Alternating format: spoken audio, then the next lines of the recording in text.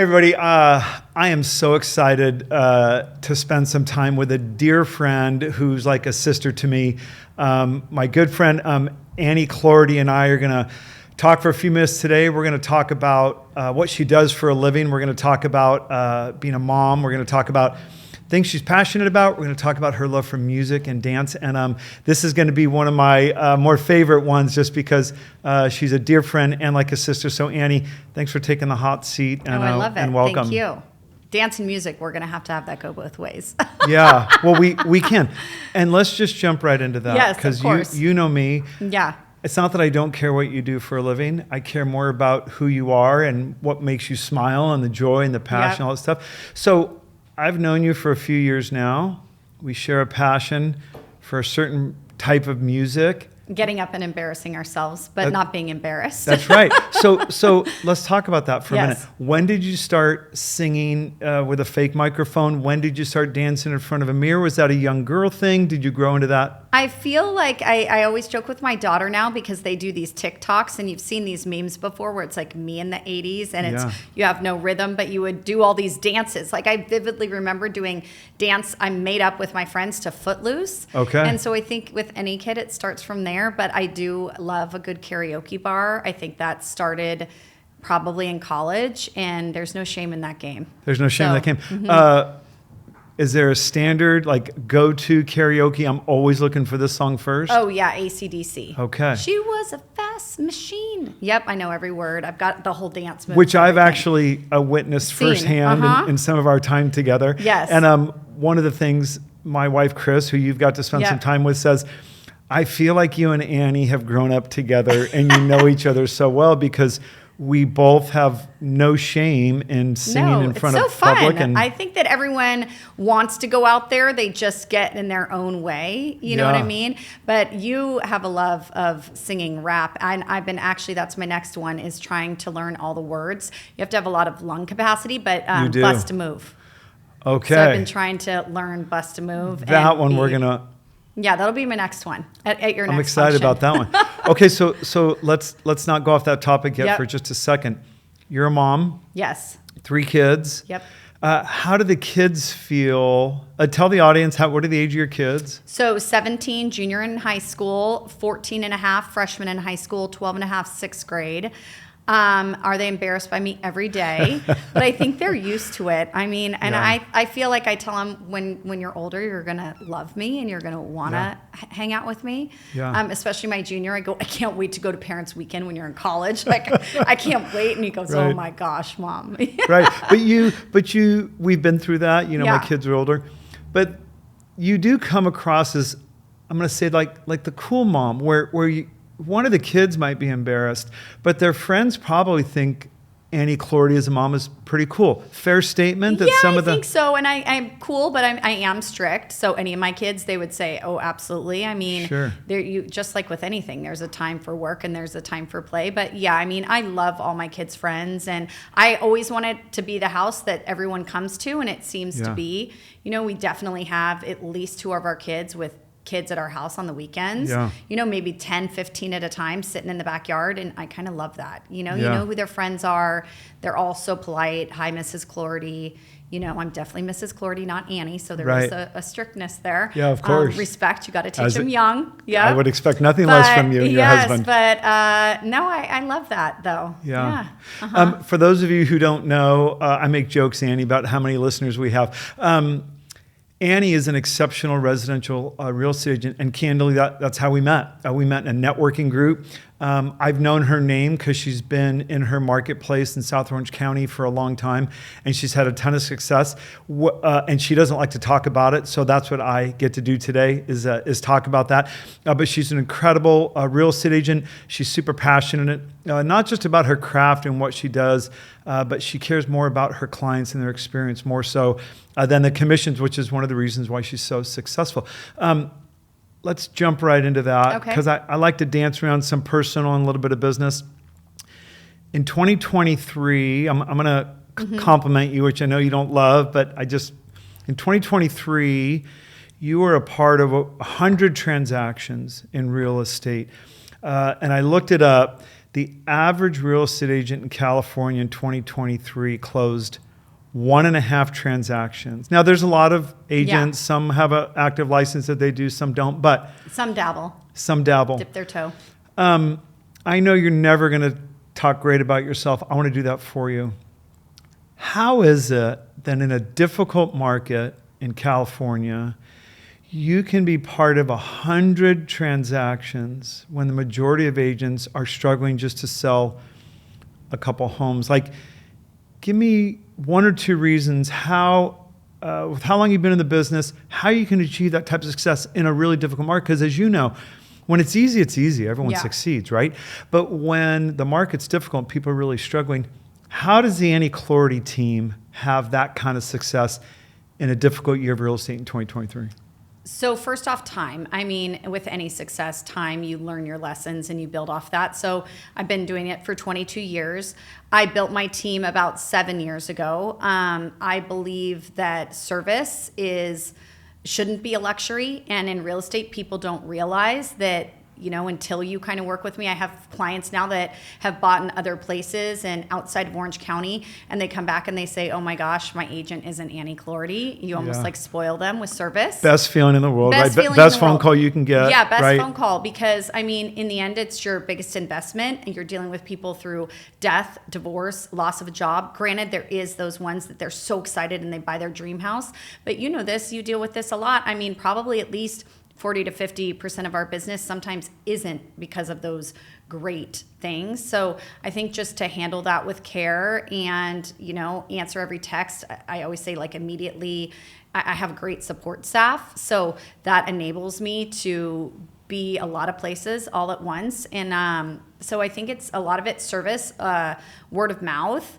and just not over promising and under delivering. Yeah. Honestly. Because the majority of your business is referral based. Oh, yeah. Do you agree with that? 100% referral based. It's either coming from a past client or it's coming from someone who's referred you into the transaction. Or heard my name or something. Or I still get the ones where they're like, oh, I Googled and I found you and you're interviewing with a couple other agents. And, I usually tend to win those. Yeah. Well, I want to ask you a question about building that database. Mm-hmm. And one of the things I love about watching your career is you have got this incredible desire from a marketing capacity. Now, everyone says, oh, I know how to market, and they really don't. One of my favorites was when you kind of did a takeoff of the Friends show with your team. Who comes up with those ideas? Who's the producer of the clip? Because you do so many great things that are fun and personal that also segue into real estate. Who's the passion behind that? Is that you? Is that your vision? I'd say 90% me. On that Friends one, that was Nada, who is one of my first team members. She came up with let's do a spinoff of Friends. Yeah. But now we've done 90210, Friends. We've run the gamut of various ones. But mostly me, and I think it's just a fun way for people to get to know you.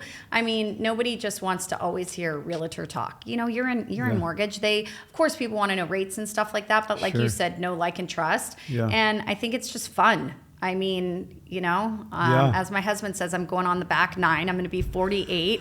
So I feel like the first half of your life, you kind of worry about all these things that sometimes, like we said, get on the dance floor, do the singing, do the things. And I also think real estate isn't what it was 22 years ago when I got into it, that you just took photos and had a great presence, and marketing then turned into creative. Then it turned into all of these different websites, because you have your millennials that are buying houses and they're not necessarily going on Zillow. Honestly, I sold houses off of TikTok. I mean, it's crazy the range of people and where they're coming from, and you have to hit every avenue. Yeah, let's talk about that. Yeah. I date myself. I say I'm this 57-year-old guy. I typically, most of my social media is probably more LinkedIn driven, some Facebook.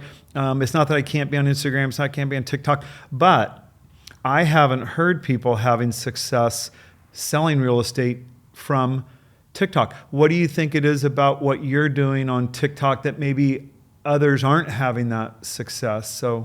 Well, first I'll use an Instagram one. So people think that it's just how people find you. Yeah. So one example is I had an off market a couple years ago, and hashtags, I mean, people follow hashtags. So I had a hashtagged Eastside Costa Mesa, and that house was an off market in Eastside Costa Mesa, and a buyer was following Eastside Costa Mesa hashtag, messaged me and said, oh my gosh, I follow this hashtag. Are you going to be listing this? We haven't had any luck. Wow. I said, absolutely. I'm going to be listing it next week. Got them in. They ended up buying it. So just stuff like that. Yeah. An Instagram one would be, I had sold a house in Newport Beach and I had hashtag Newport Beach real estate. They were moving from LA. They interviewed 3 agents, but again, found me on Instagram through Newport Beach real estate. I won their business over 3 other agents. I sold them a $12 million house. Then I sold them a $4 million investment property. Then I sold the dad a $2.5 million house and the sister a $3.5 million house. All in 1 year, all off a hashtag. Granted, a hashtag doesn't, they might find you. You have to earn their business and keep their business. Yeah. But the TikTok one was a very special property that I don't normally go viral on something like TikTok. Yeah. Instagram and stuff's more my jam. Yeah. But it went viral, and that buyer that made the offer came from Arizona, and it happened to come in their feed. So it's kind of crazy. Okay, I don't know how the algorithm works, but I'm thankful for it. No, but I want to tell you what I love what you just said, because I'll tell you something that I'm learning. Yeah. I think my audience, again, 57, in the business 32 years, I get a lot of attention on LinkedIn. Yeah, you're great at LinkedIn. Well, thank you. And so for me, I'm thinking, well, just go be great at LinkedIn. I've done some things on Instagram. I don't want to say, I didn't care about monetizing it, but I want to segue into a quick question for you. What I found when I tried Instagram, there was definitely an engagement there. If I'm being honest, I felt like I was texting with my 25-year-old. Yeah. And so how do you balance, because like you said, they're going to respond to the hashtag, right? And so that's the engagement where it begins. How are you dealing with the communication from the engagement on a TikTok or an Instagram where does it feel like you're texting with one of your kids, or have you found a way to really kind of streamline that a little bit to get to the person that's really serious versus the 19 that may or may not have a real opportunity to buy? I think in the beginning you don't know, so you respond to everyone. There is, the weird things that kind of come up and you're like, okay, block, you're not really real. Yeah. But I think you just don't know, and I think that part of that is what you're saying is imposter syndrome. I mean, you're the coolest 58-year-old that I know. And like we said, I mean, you hope that my friends' kids think I'm cool, but hopefully one day I'll sell them houses because they trust that I'm the best. And I really believe, like you and I talk, I know that you and I are some of the best in the business. Like, there is no doubt in my mind. So I know that anyone, however they're finding me, that I know that they found the best person to help them. So I think there's just no doubt, and you got to put yourself out there everywhere. Yeah, I think we worry more about our age and how that is than anyone else. I have sold quite a bit to like first-time home buyers and all that stuff. Yeah. I might not know. Sometimes I have had to Google like for example, if you know, you know. Like, I didn't know. One time I had someone send that to me about the house. Yeah. It's, what is it? IYN or K, whatever. So I put in, what does this mean? And then I was like, oh, now I know what that means. I've had to do that a few times, but it's fine. Well, the fact that you're willing to say, I don't know what that means. Yes. Is at least one of the things I can say attributes to your success, because you've never come across to me or our shared clients that you know everything. Oh, no. I'm the first to say, if you don't know something, the worst thing you can do in our business is pretend you know the answer and say the wrong things. That opens you up to liability. Sure. It just doesn't. I always say, you know what? I don't know the answer to that. Let me find out and circle back with you. Nobody ever cares about that. But if you give them the wrong answer, you've just lost their trust. Yeah, immediately. You brought something up I want to talk about for a second, and then I want to jump into some fun personal stuff. We've been in the business a long time. We've talked about this before. One of the things I love about where I'm at in my career right now is I'm doing more first-time home buyers because I'm doing the loans of the kids of my clients. Isn't that crazy? I love that. You're really full service. And you are the family. And you're seeing that, right? Yeah, family real estate advisor, 100%. Yeah, and so here's my question for you. when you get a referral to the kid, let's say the millennial who's now getting ready to buy their first home, whatever that looks like, are the parents wanting to be part of the conversation? Are they allowing you to just be the trusted source and deal directly with just the kid as the first time? Are they hovering a little bit? What has been your experience? I think it's 50-50. You definitely have some parents that have done business with me, but I think they just want to make sure their kid is being educated enough. A lot of times in our market too, people need a little leg up. They're getting a little bit of family help. So I think that the parents want to make sure that, the kids thought of all of the options available to them using that loan of money maybe that's coming from the parents for the down payment. Yeah. And then I have other parents that are like, oh yeah, they'll figure it out. Yeah. So it's kind of both, and I'm fine with either. Yeah.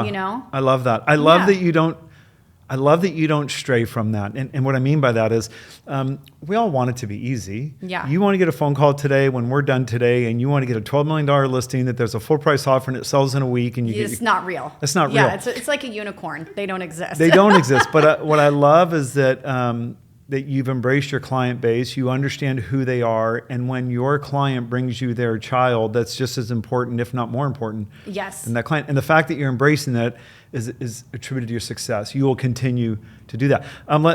Let's sideways into some personal stuff. Okay. You and I, we share many passions, not just what we do for a living, family, friends, nonprofits. Yes.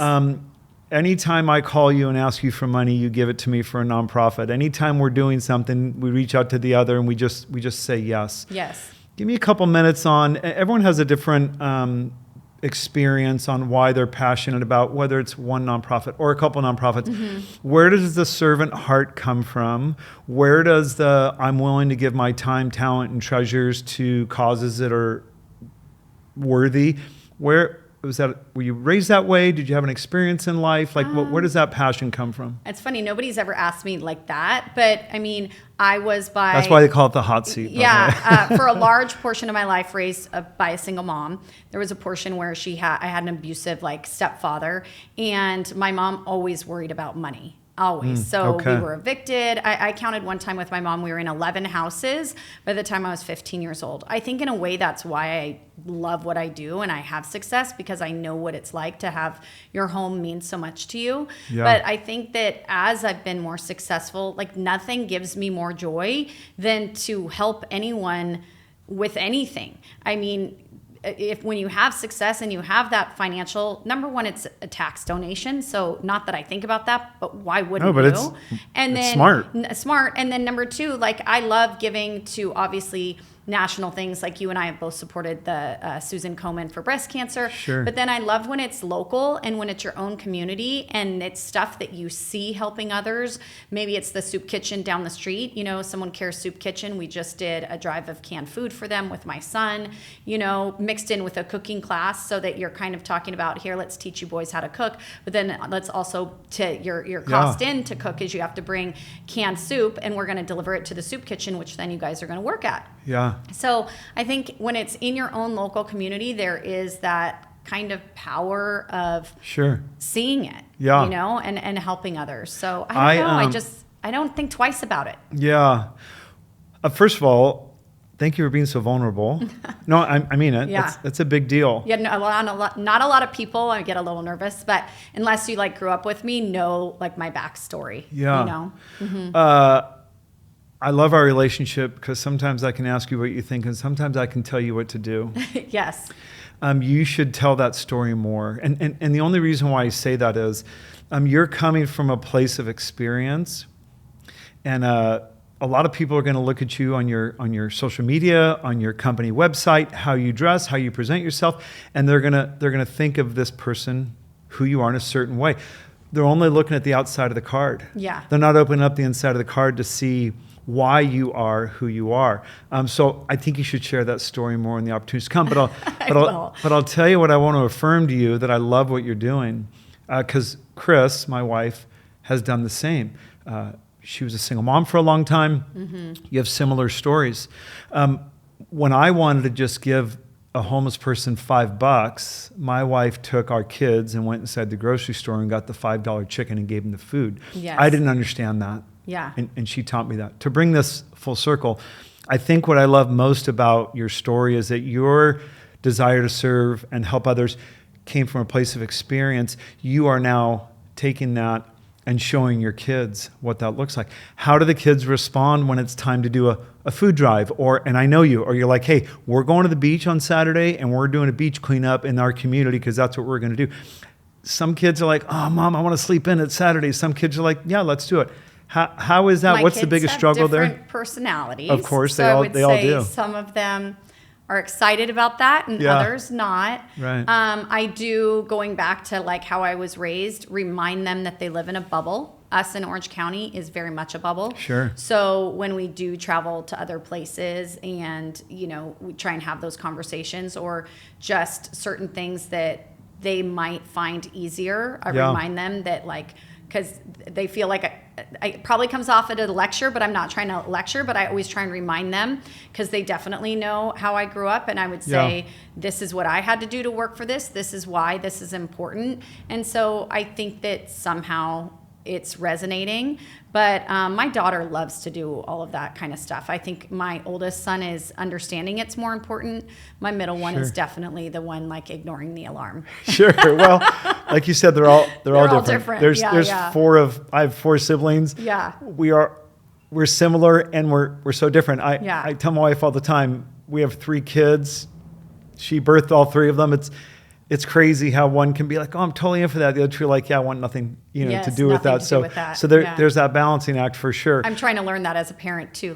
Okay, they're all different. Yeah. I need to respond differently. Yeah. I'm learning myself. I always tell my oldest, I'm like, you are my first. You're my test baby, and anything I do right or wrong, unfortunately, I have to learn. That's right. Testing by on you. You're the test case. Yeah, you're the test case.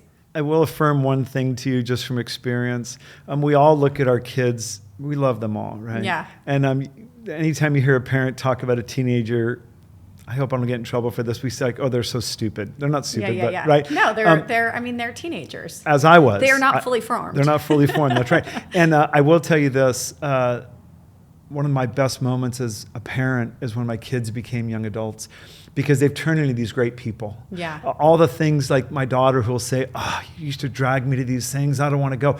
Now at 29 years old, she's like, oh my gosh, I'm so glad we did that. Yeah. And so they do go through that phase where they may not want to go on a Saturday and do it, but just know the seed you plant, they do become normal humans when they become functioning adults. I always tell them they're the 2 most important things in your body is your head and your heart. And so we need to make sure that you're always using both. Yeah. And I love that. Yeah. And I'm like, these are literally your 2. I love that. And then I'll ask them, how are these? You doing okay? That's really, by the way, that's really wise. I've parented and been with, I've never heard someone reference it like that, but it's really simple if you think about it. You're not making it too difficult. No. You're just kind of saying, hey, these are the only 2 things that matter. Yeah, how are these things? And where are you with them? Especially, I think both my 2 boys especially are very athletic, and then my oldest is very into his sport, wanting to play in college. We'll see. So I've seen how much stress it is on him, and so I've really tried. I think that's more me trying to take some of that out and say, yes, you are a great athlete, but if all this stuff doesn't work out, that's okay, because this is what's most important, and that's what's going to get you there. I think that's wise. I think that's really wise. Mm-hmm. Let's go back to work for a minute. There's really 2 topics I want to try and cover. Okay. What's the biggest hurdle for a buyer or seller? You can talk about both for 2025. Rates, as we sit here today, rates are up. You know that. They're the highest since July. We'll see. The Fed is supposed to meet tomorrow. Again, we're dating ourselves whenever this comes out. Sure. So my thoughts would be is probably rates. We got unique with the buy downs and all of that stuff. We'll see where that flushes out. Sure. As far as the economy and everything. Sellers, I think it's so hard for people to hear this, but truthfully, we call them in-betweeners.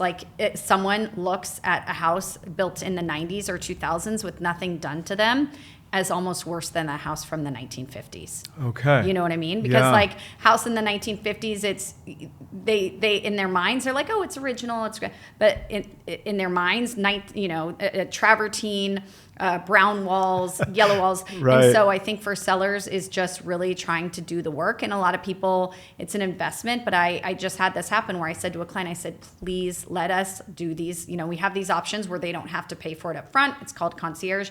Say, please trust me. Let's paint the walls white. Let's stage it. And I swear I just got a client $125,000 more than we thought that they would sell for. And they spent 25. Yeah. So I think that it's just making sure that your house, because we're going to have, I think, more inventory coming, you know, it stands out from the rest. Yeah. Let me, couple quick comments and questions about that.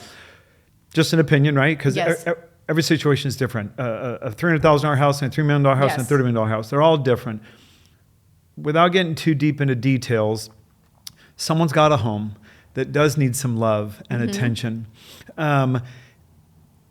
Sell it as is, and be realistic about price, or allow the opportunity for the concierge service, or even if they can afford it, to not put lipstick on the pig, but to just make some cosmetic improvements. That seems to be lean more towards that versus just a lower price and just try and move it. I think you're always going to, it's so much worth, so much, no matter what price point, even that first time home buyer price point. Let's say you're buying a $500,000 condo.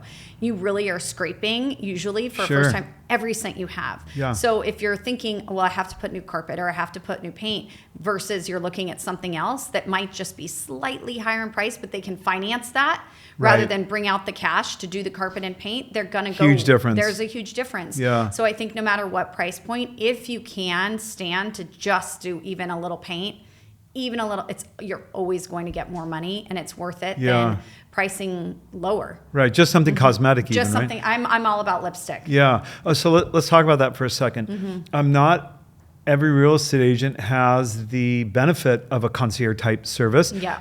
Let's dive into that just for a couple minutes. Give me an idea what a concierge service looks like. Yep. How it works, just so that for people listening may not know that it's even an option with an agent. So Compass, it's one of the things that drew me to them 7 years ago, is they had this program for California. You can go up to a $4 million price point, and they will loan you basically for free for a year, right? It gets basically financed.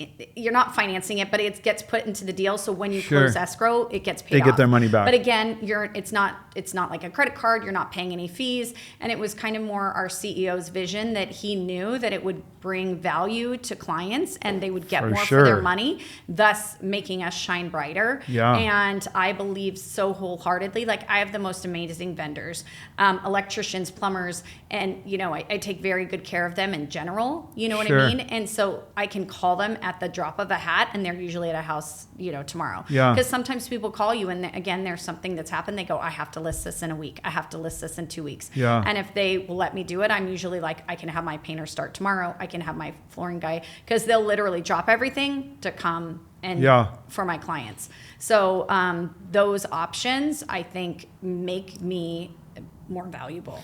You want to hire me. I mean, that's a huge value add. And it's a testament to Compass, because a lot of people wouldn't understand that business model. They would say, what do you mean you're going to give someone $200,000 interest free? And the reason it's genius is because you're bringing something to the market that most of your competitors are not, number one. Number two, you're going to your client saying, listen, we're going to just kind of loan you a couple $100,000 interest free, but the owner of Compass is a genius, because that's going to give you a better shot to get the deal, and then there's monetization to it. Yep, have market share. But I think the bigger value add, if I'm a home seller and you're coming to my home, here's what I'm thinking. This person's not telling me to sell my home today at the lowest price to hurry up and get it done and get a commission. With no work, extra. Yeah. You're coming in and saying, listen, Mr. or Mrs. Seller, I don't want to put your home on the market yet. I want to invest some time. I want to invest some resources. I want to do some things before we get there, because I think it'll maximize. Whether you know this or not, what you've just done is you've just gone to them and you've eliminated that the commission's the most important thing to you. Oh yeah, 100%. And that's why one of the reasons why I think you're going to continue to have success is when you come into someone and say, yes, I'm a for-profit realtor. This is how I make my living. I mean, I don't work for free. I don't work for free. Yeah. But I would rather pause and give you a better chance of success. I got to imagine you're able to witness that when you go to an appointment to meet with a seller. They're registering that that's a value add that's probably giving you a leg up. Would you agree? Yeah, 100%. And I always just I say you truly don't have a second chance to make a first impression. So you're going to a gala and you're not going to do your hair and makeup. You're going to wear open-toed shoes and not paint your toenails. Like if you're a female, it's the same thing as putting your house on the market. Like if we can take the time to paint the toenail, paint the walls, it's just you're gonna look better. You're gonna feel more confident that the house is gonna shine brighter. Yeah. And you know this with buyers, once somebody sees it and they either think it's overpriced or they think it needs too much work or any of the things, it doesn't matter what price. It doesn't matter what you do after the fact. They've already got it in their head, so you can't go and make that change and then change their mind usually. Yeah, it's true. It's unfortunate, but that's how it is. That's how they feel becomes paramount to whether it's the right decision or not. Would you 100%. Agree? One other quick thing on sellers, and then I want to jump for just a minute onto the NAR settlement that came up. Where we are today in November, Southern California, Orange County, most sellers still have the wrong impression of what their home is worth and what they can sell it for. And do you think that is also one of the reasons why there's a little bit more inventory than we've had in the last couple of years? 100%. I think that we're in a shifting market that's becoming more balanced. It was, I thought, unfortunate that during COVID, sellers all had we were doing 6-month free lease backs and all of these things that are not normal. And that was really unfortunate for a buyer. I don't think any market that just swings totally into a buyer or totally into a seller it's not healthy. It's not healthy. It's not good for anybody. So I think we're shifting into a more balanced market where sellers just have to realize, listen, because my neighbor sold at this doesn't mean I'm going to sell for this. Yeah. And you really just that's why you should hire someone local that's done the research to also look at days on market, look at inventory, look at absorption rates, because every market and time of year is different, and rates and all of that. So it all plays into it. Yeah, I think we're heading into a more balanced market. I don't think that's a bad thing. I think negotiating is great, especially when the buyer and seller walk away saying, I got a good deal. Yeah. Well, I try to attribute buying real estate, whether you're a buyer, selling real estate, or they're a seller, I hate to say it, to a divorce. Yeah. No one's walking out winning to a certain degree. The last couple of years, we know the sellers have won. They've really kind of controlled it. I don't think people realize you want a healthier market. You want days on market to be more than 5 days. We want a buyer and a seller to feel equitable, to a certain degree. I want to wrap up on the business side for just a couple minutes. Okay. So for the audience members who don't know this, the National Association of Realtors entered into a settlement prior to this announcement this year. Typically, the quick condensed version is a seller would pay a commission to the agent that was representing them. They would also pay the commission to the agent representing the buyer. There was a class action lawsuit. I won't get into the weeds. You can Google it and find out. But it's going to have an impact on buyers moving forward. So what's the biggest challenge or the biggest misconception for a buyer with this settlement? Because a lot of people think, I have to sign an agreement and I only can use that real estate agent, or I don't know if I can afford to pay my buyer's commission. Give me kind of the condensed version of it, but what can you tell me that'll help buyers understand that settlement for their ability to buy real estate? Two things. What I think is great about this is that now people really do interview their buyer's agent, because I think before it was like, my mother's sister, someone has their license and they'll represent me. Well, if they haven't, they don't have the negotiating experience or anything like that. Sure. You have to sign a form saying this is how much I might have to pay you. You might think, well, should I hire the person who actually does a lot of business in this area if they're having me sign the exact same form, having me pay them the same amount? Yeah. I think the misconception is that sellers are no longer paying, we call them concessions, not commissions. On every offer, there is a box that you check, and that form goes with it saying, I'd like the seller to think about paying that concession towards my agent. I have yet to do this. Came out, the official ruling was, I think, August 13th. We're here in November. I have yet to have one where a seller's paying zero. So they're still offering concessions to the buyer's agent. Yeah. So, and that's negotiated depending, you're kind of doing it through the offer. Sure. I think the biggest thing for buyers is the unfortunate thing is how many offers I get, because I represent probably myself like about 70% sellers, 30% buyers. My team is probably more like 70-30, right? 70% buyers, 30% sellers. The amount of offers that I get that it's a legal document, how many boxes are missed, how many buyers don't realize how underrepresented they are, what their agent isn't asking for, like refrigerators, washer dryers, all these things that are included. But if you miss that box and I'm not nice enough to say, hey, agent, in a formal counter, you've missed that box. Yeah. You're leaving thousands of dollars that your buyer would walk in and say, well, where's my washer, dryer, and refrigerator? You're like, well, your agent didn't check the box. Oh, right. You know what I mean? Right. Yeah, like we sold them. Oh you my know, gosh. I don't do that. I've been in this business 32 years. I'm not registering that. Oh yeah. So many things that are just missed boxes. And I'd say at least for 10 years on every buyer that I represent, we always ask for all the TVs, audio visual. And because every house is a smart house. And again, if you have an agent that's not used to that and they're not checking that, that means we can remove all of the audio visual, everything component out of that house, with the exception of the bracket for the TV. The TV bracket, yeah. I mean, what good does that do? Right. How much money that is to bring it back. So right. I think that there is a lot that goes into every deal and every transaction. Yeah.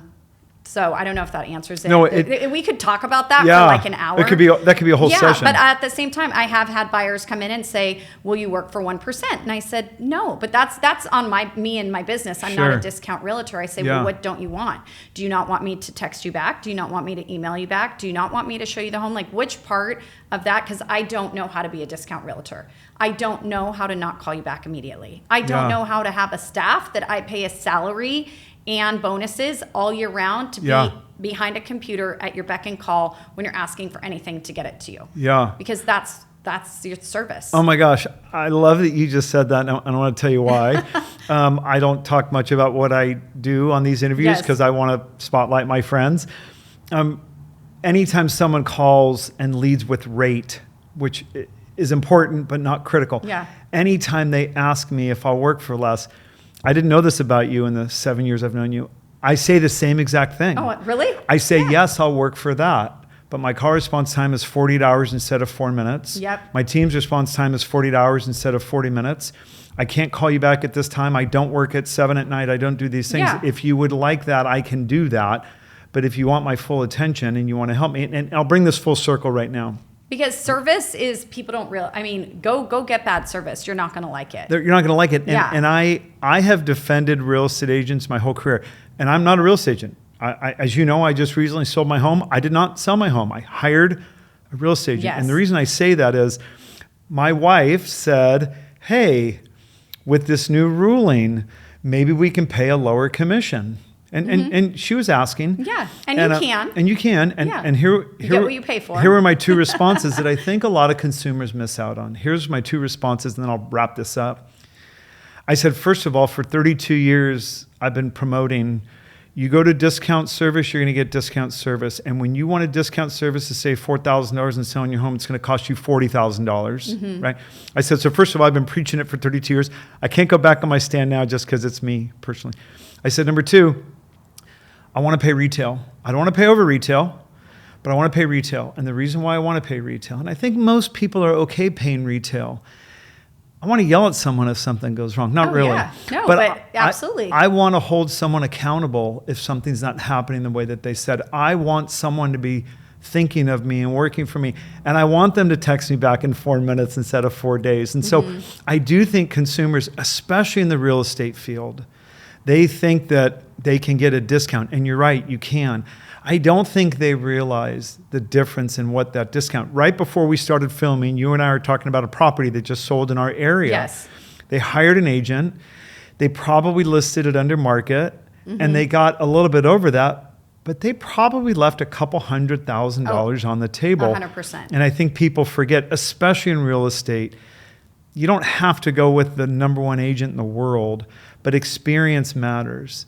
Paying full price matters, because we're not talking about buying a $400 TV from Costco or Best Buy. No. We're talking about a decision that if you save 1% on a fee and cost yourself 6%, it's tens, if not hundreds of thousands of dollars. So I applaud you for the response of, you don't want me to call you back, or I can't help you, or I can't be my best. And so I applaud you for that. Can I give you one more story? Yeah, please. So I've known Mauricio Umansky. He's like on the television show through deals and through a group I'm in called Realm. So we had a Realm call when this was first coming out in like August, September, and he shared a story. He didn't share the exact same prices, so you can't Google and figure out what deal, but he was selling a newer construction deal in LA, and he was representing the developer. He said the buyer came in with a discount brokerage, someone online he had found that's, gonna do it for, let's pretend it's 1-2%, whatever. Sure. And they did all their inspections. Mauricio said already, he goes, listen, I'm not representing the guy. He goes, but he should have done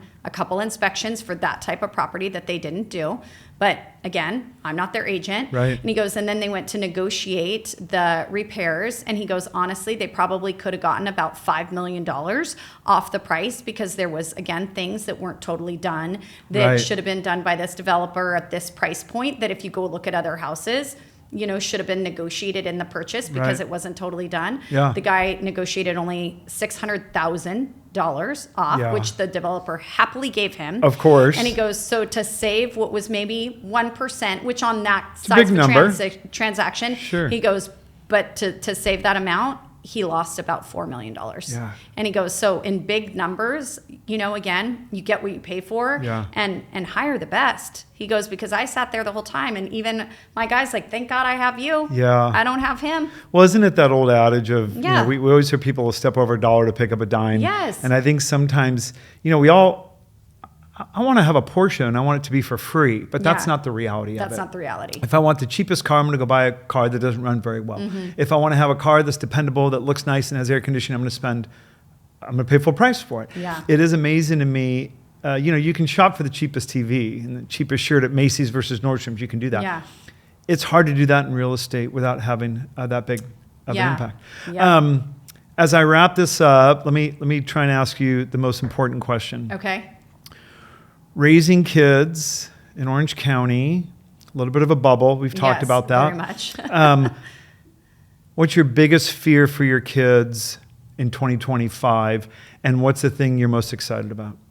I think my biggest fear is I started working when I was like 12 years old because, again, I had a single mom. We didn't have a lot of money. I remember it was Guess jeans where if you had like the triangle on the Guess jeans. My sister had those. Yes. Yeah. Well, I didn't have the Guess, but you could there was still Target at that time, and Target had a fake version, and you could rip off the triangle and it would look like maybe Guess thing. I love that. But I had to work it was before like work permits, we're talking like 80s, and to get the jeans so that I felt like I could kind of fit in and not have like all thrift shop clothes, Sure. So I feel like from the time I was 12 until I put myself through college until today, people just assume, but I was like, I literally have paid for everything my whole life. I do worry about my kids because I do make them do their chores and all that stuff, but we live in a different area where you're not able to go work at the snack shop at the pool when you're 12 years old. Right. It's different when we were growing up. It's different than we were growing up. So I do worry about our kids, especially with the phones and having them see, that's not reality. I say all the time, go look at my Instagram. Sometimes it's not real. Like I'll tell you the real story. Sure. Just can't put it online. You know what I mean? That's right. But I worry about that and their mental health and all of that stuff. Sure. And so I say a prayer that that's all going to work out. Yeah. And that they become hardworking individuals in our society that are kind to others. Like that's my biggest thing is like kindness for my kids too.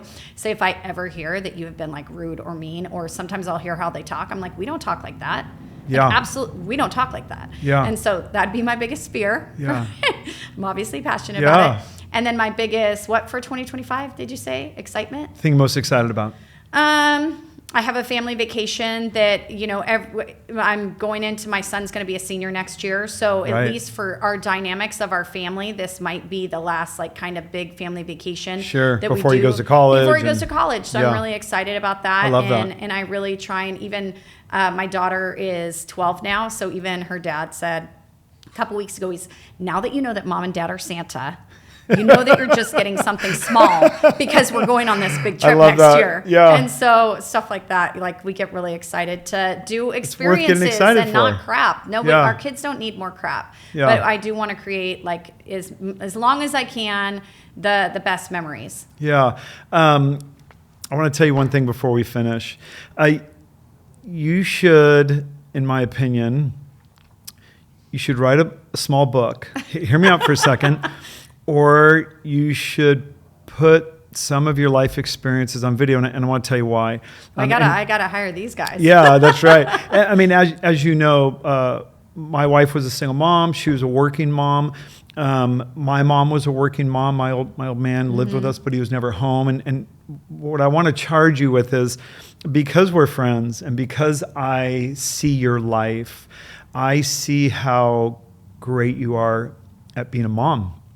I see the type of wife you are with your husband, the vacations you take, the soup kitchens that you make your kids go to, even under protest.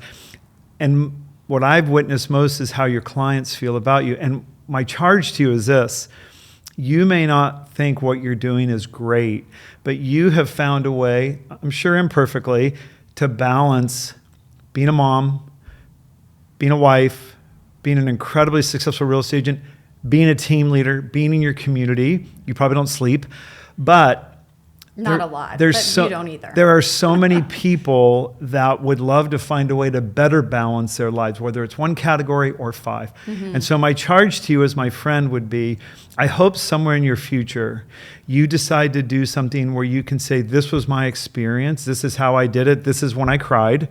This is when I laughed. This is when I celebrated. This is when I was struggling financially. Because I think people resonate with people that have a past, who have decided that they're going to just do the best they can imperfectly.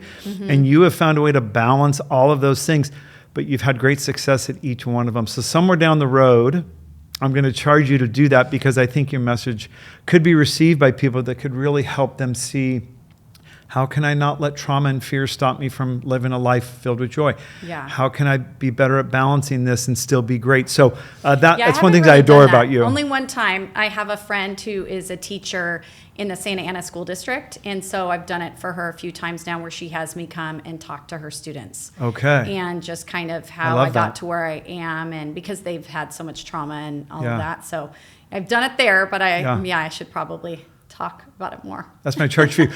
If you are looking to buy real estate or sell real estate, not just in Orange County, that's where Annie's really homeland is, but she's assisted clients of mine outside of Orange County.